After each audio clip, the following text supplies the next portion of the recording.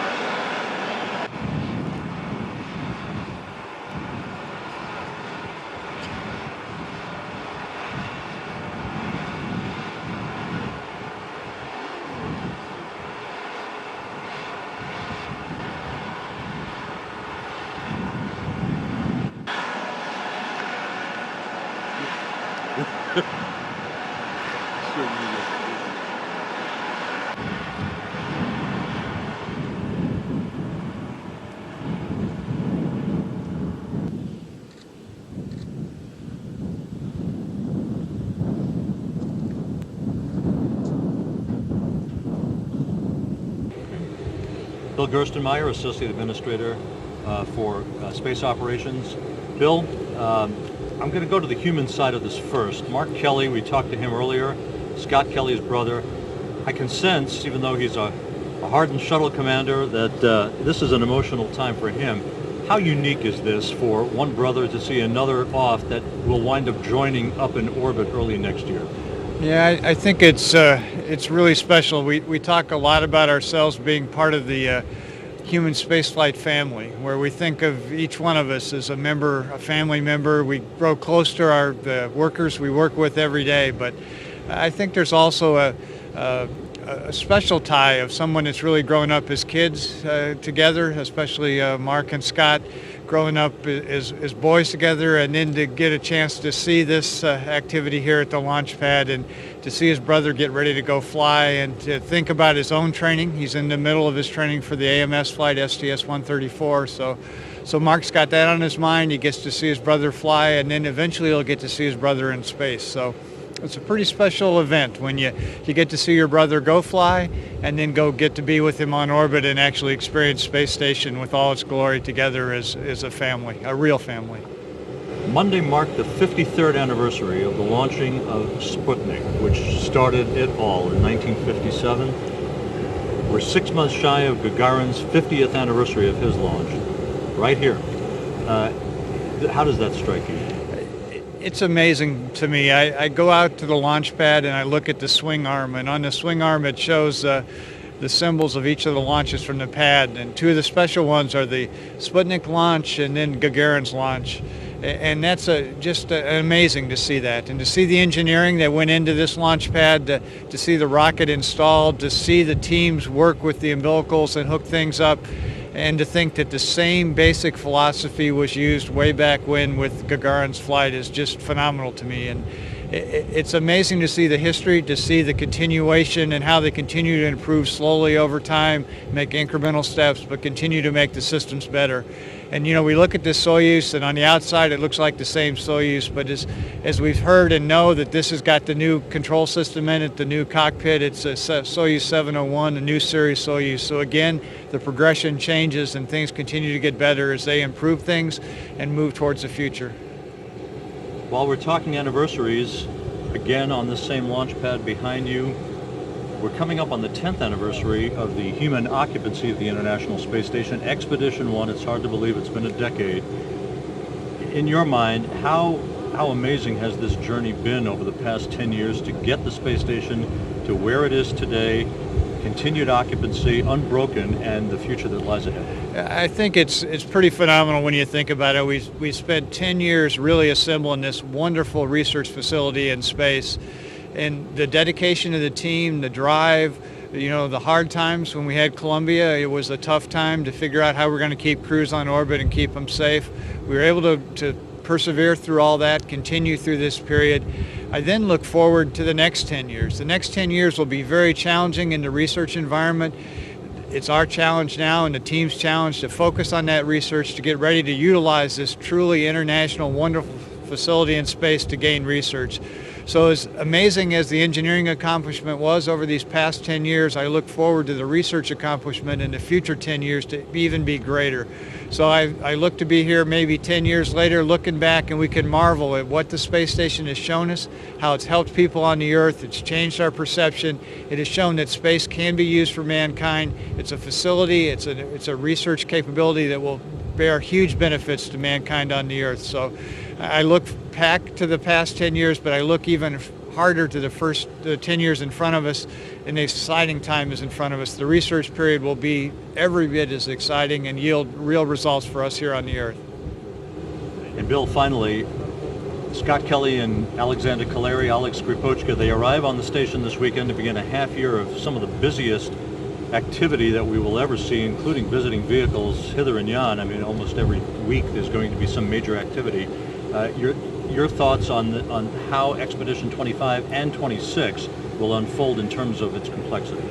Yeah, I think it's very interesting. We're kind of winding down the shuttle program, so we'll potentially see, the 2 more shuttle flights, maybe 3. And then those are exciting, but then the other flights, there's 17 flights to station next year, an extremely busy time in terms of vehicles arriving. I think the AMS coming to space station is another very unique piece of research on board space station that allow us to look at high energy particle physics, allow us to look back towards the Big Bang with the unique experiment that can only really be done on space station. It's also kind of surreal for me as we sit here at this launch pad and I watch this vehicle get erected today. I received a text message this morning from KSC. They're busy processing Discovery at KSC, getting it ready for its launch. They're just completed refueling activities there. They're hooking up umbilicals. So here we are, worlds apart. At Kennedy, we're getting our vehicle ready to go fly, a much more complicated vehicle, but here we are in Baikonur getting another vehicle to fly. So what a great time. That's what the year will represent. Many parallel activities occurring continents away, worlds away, but with a team that is focused both places on the same perfection, the same drive to do exactly, bring out the best of what they could do to make this space station, make our endeavors in space successful. Mike Seferdini, International Space Station Program Manager. Mike, the Soyuz TMA-01M, modified Soyuz, now on the pad, getting ready for launch in the wee hours of Friday morning. Your thoughts as you watch the rollout today, and we're 6 months shy of Gagarin's 50th anniversary of his launch and the history that we're standing on. Yeah, it is amazing to be here in particular because of this launch pad is the launch pad that Gagarin flew off of. It strikes me when I think about the fact that we're getting closer to the end of assembly and that we'll begin utilization. You know, we think of ourselves kind of slowing down our pace a little bit as we get ready to do utilization, and really this is kind of an indication of the way it's going to be a long term. In order to utilize ISS, we've got to fly off many launch pads around the world.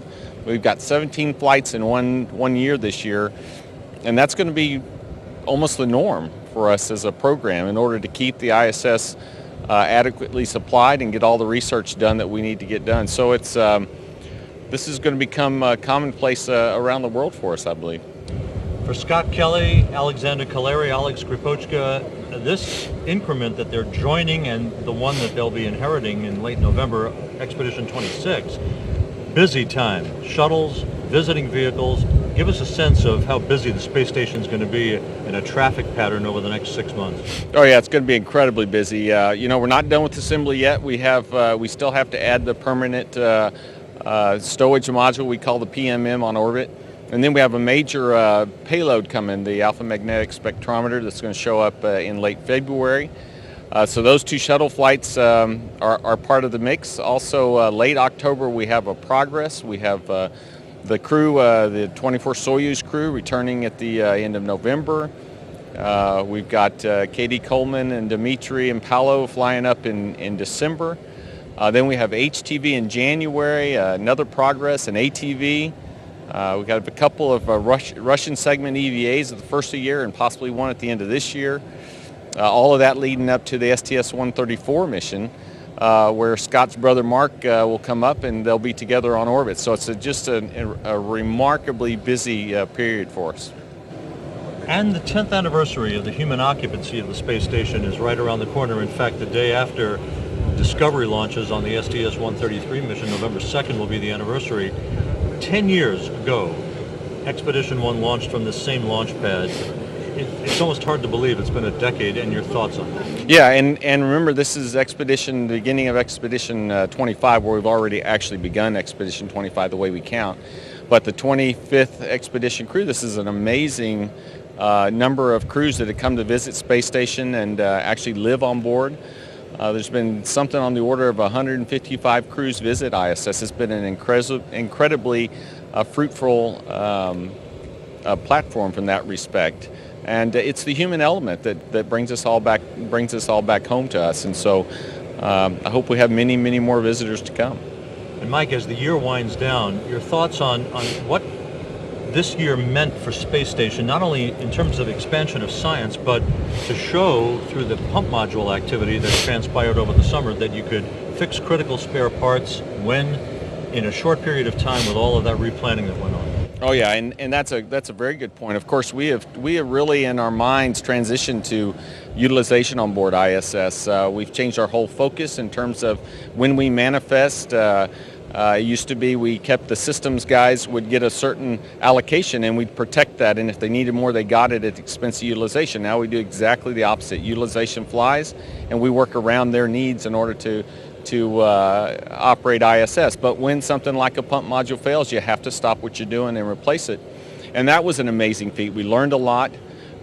We took about 10% of the crew time that we had planned for research away, but since that time we've made up over half of that time back. And so even though we did the pump module, the team really turned to and found more efficient ways to get some of that research done, and that really is our focus. And so while to the outside world it looks like we were mostly just fretting about the pump, we were internally working very hard to make sure we got that time back that we took from utilization. So it does all work. It's an amazing effort by an incredible team around the world, but it does all work, and we will continue to do more and more research and learn more, discover more as the years go on.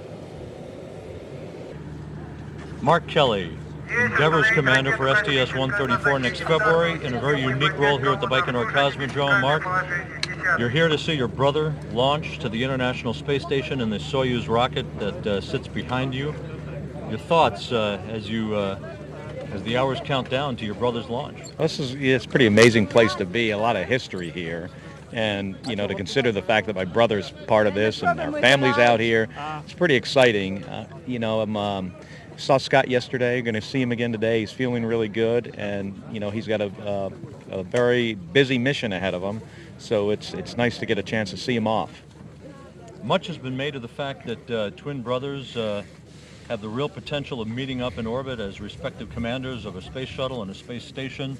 Did you have a chance to talk a little bit to Scott about that uniqueness? Yeah, we've talked a little bit about it. It wasn't actually supposed to happen. I should have been up to station and back already on my flight, but he's going to launch in a couple days on his expedition, and then we'll see what happens with the launch of STS-134, whether we launch on time or not. And if we do, when I open the hatch, he'll be on the other side. Now, you're on the same launch pad that Yuri Gagarin launched from almost 50 years ago. Your sense of history as you sit here and watch all this process unfold? Yeah, this is an amazing place. The fact that they've used the same launch pad for 50 years, where in the American space program, we have several that we've, demolished and rebuilt, and so it's pretty interesting to know that every one of these rockets and every cosmonaut that's gone into space has gone off this pad. It's a pretty special place. You've seen shuttles roll out, you've seen your own shuttles roll out, but a comparative thought about the way the process works here as opposed to down at the Kennedy Space Center? Yeah, so I've actually never seen the space shuttle roll out, even though, for me, the timing's never worked out. I'm going to try to do that for STS-134. Certainly the orbiter takes a lot longer to get to the launch pad. The Soyuz moves pretty quickly along the railroad track, and they get out to the pad, and I think shortly they're going to erect it and put it into the vertical, and it's relatively, compared to what we do, is a very quick process. Final question. This must be an emotional time for you and your family members who have traveled halfway around the world to watch Scott take off. Your thoughts as you've talked to your brother, his level of readiness to spend 6 months on the space station, and your thoughts as you see him off. Yeah, he's absolutely ready for this mission. He's been training for this for a long time. He's got a very busy increment. A lot of vehicles arriving and departing, 2 space shuttles, a Progress, Soyuz, ATV, HTV. He's going to have a very busy flight, so I think for him that's going to go very fast. And if everything goes well, it should be very satisfying. My thoughts is, I kind of know what he's going through. I've flown in space 3 times, never on the Soyuz, but it's exciting for him. You try to make sure you've done everything and you've thought of everything ahead of time. So he's kind of going through that process now to make sure, you don't want to leave anything behind. You get this opportunity once. Any brotherly advice as he prepares to take off? Well, I can't give him Soyuz advice, never having flown on the Soyuz. Just general space flight thing. You got to make sure you're prepared. This is serious business. It's it's difficult. It's very busy, and you really don't want to make mistakes. But he knows all that.